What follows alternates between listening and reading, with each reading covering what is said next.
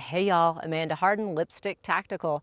One of the biggest questions I get from people, what gun should I buy? And one of the biggest misconceptions people have when they're looking for that first new gun is that if they buy a little gun, it's going to be easier to handle and have less recoil. And that is the complete opposite of what will happen with the little guns. I'm going to take a minute today and we're going to talk about the different types of guns. We're going to focus on pistols. I do have an AR-15 sitting here as well, but we're going to focus on our pistols. We have got a variety of different pistols, even just in this assortment right here. You mostly have semi-automatic guns. That is all of these firearms, except for this one. This is our only revolver on the table. Semi-automatic means that first thing we're gonna do is take our magazine out. We're gonna pull the slide back and we're gonna verify the firearm is unloaded. We don't ever want any accidents with our firearms. So semi-automatic is just what it is saying. It is not all the way automatic. It is partially automatic, meaning that when you put your ammo into this magazine, insert it into the gun, we're gonna rack the slide, and then your first bullet will be in the slide and ready to shoot. When I pull the trigger, the slide's gonna come back, the bullet's gonna go down range, and when the slide comes back to the closed position, as it comes back to the closed position, it takes the next bullet out of your magazine and chambers it, meaning it is semi-automatic. At that point, the firearm quits moving, nothing happens, nothing cycling. You have to pull the trigger to make that cycle happen again, hence the name semi-automatically. So it's going to automatically put another bullet into the chamber for you, but then you always have to pull that trigger again. Every single one of these pistols here is a semi-automatic.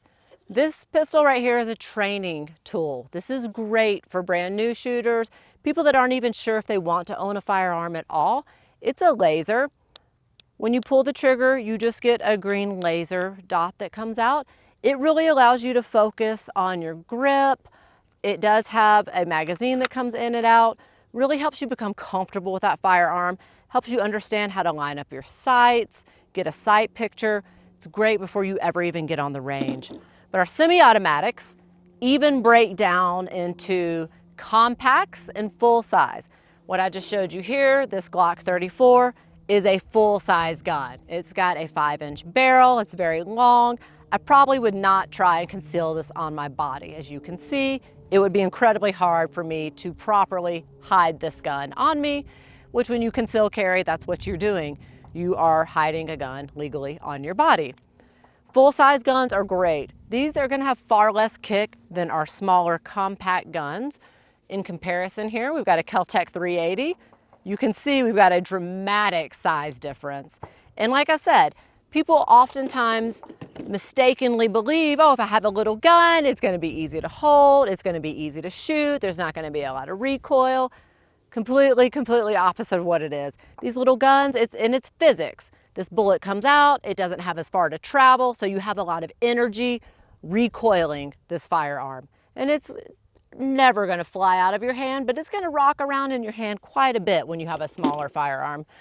So starting with a compact gun is good if your entire goal is to conceal carry, if that's the only reason you're buying that gun. That's really where you should start the conversation with yourself. What am I buying that firearm for? This is my competition gun. This is my range gun. You may hear a term called plinking. It means you're just going to the range and just shooting at targets, having fun with your friends. This is a phenomenal range gun.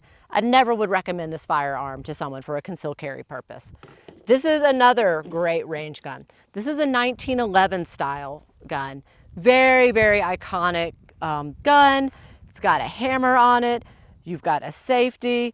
We've got a beautiful trigger. It's metal, it's heavy.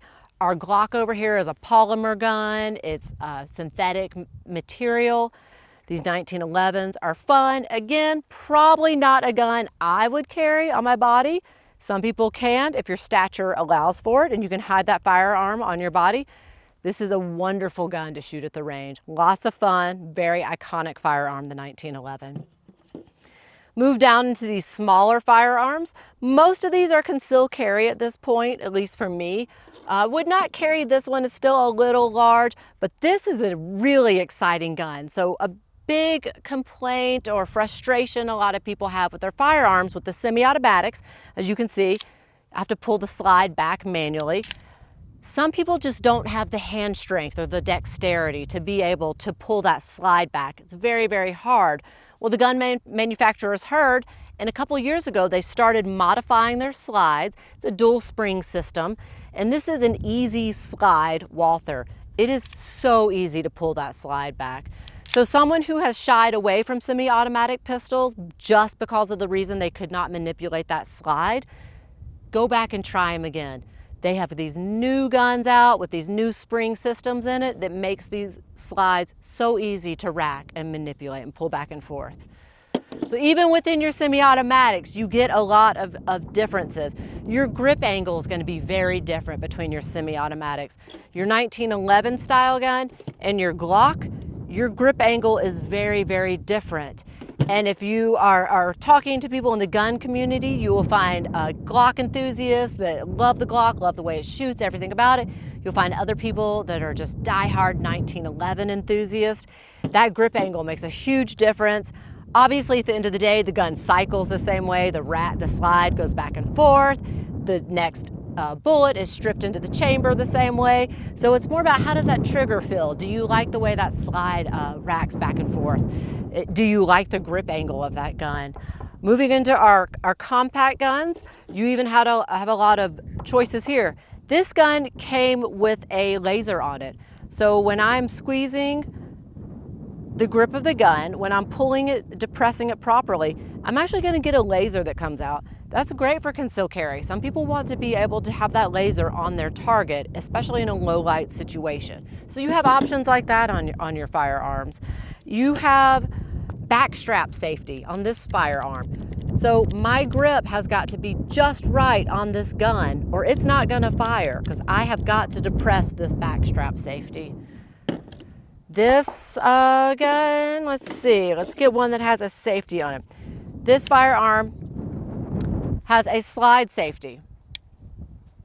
So still, we're in the semi-automatic family. This is a compact, this is a concealed carry gun, but then I now have this option where I can actually lock the slide. So many options in your semi-automatics. Then I have my lone revolver here. Revolvers are pretty easy to operate. You don't get a tremendous amount of changes in your revolvers. Revolver community might tell me differently, but your revolver is going to load. It's going to operate completely differently aside from the trigger pull and the bullet leaving the firearm. Here, this is a snub nose. It's what you call a revolver that has a tiny, tiny, tiny little barrel. And then we have a cylinder. Your cylinder comes out, it rotates. You drop your ammo in, you close your cylinder. Your grip's going to be different. Everything about operating this revolver is different from our semi-automatics. You've got a hammer on it. You can shoot this something called double action or single action style. There are quite a bit of choices in firearms. When you start looking to buy that first gun, you might feel very overwhelmed. I mean, just briefly, I've hit on differences in these pistols. And as you can already tell, there's so much to talk about. I've scratched the tip of the surface here. Be careful when you're asking people for advice on what gun to buy, because you're gonna mostly get what their personal preference is. You know, your uncle may love his trusty revolver, he's carried it his whole life, and he's gonna tell you you need a revolver. And he may not know about these semi-automatics with these easy slides now. You may tell someone like, oh, you know, my hands are, you know, a little stiff, maybe I have a little arthritis in it. They'll say, oh, well, you have to have a revolver. Not necessarily. You've got this option here these days. You may have someone, you ask what gun I should buy, and they're a huge Glock fan. They're gonna lead you to the Glocks. You may speak to someone that's a huge 1911 fan. So know that advice you're gonna get, it might be a little biased, and it's not in a malicious way, it's just in a way that they know what they love, they shoot it well, and assume that, you know, maybe everybody can shoot that gun well, and it's gonna be everybody's favorite firearm. So do not find yourself going to the end of the internet trying to figure out what gun you want to buy, because you're gonna end up getting a lot of people's personal opinions at that point in time, and it's just gonna confuse you. Let's have a conversation, let's go to the store, let's look at guns together, but then most importantly, Let's shoot them before we buy them. You can do all the research you want. You can read about guns forever until you are Tiffany blue in the face. And you may decide, I've read about Glocks, I'm gonna get a Glock, I'm gonna love a Glock. You go, you shoot that Glock, you may despise the Glock and you end up in a compact 1911 style firearm. Maybe not at all. Maybe you end up with the SIG family. Maybe you end up in the Walther family. There are so many firearms to choose from. We're gonna talk about what the reason is you're buying that gun. Why are you buying that gun? We're gonna look at the size of your hand. We're gonna talk about where that gun's gonna be. Is it gonna be on your body? Is it gonna be in your house? Is it gonna be in your bag? And then we're gonna go from there, and then we're gonna create a list of potential firearms, and then we're gonna shoot them. Let's get together, let's go to the range together, let's go to the gun shop together, and let's get you in the right gun for you.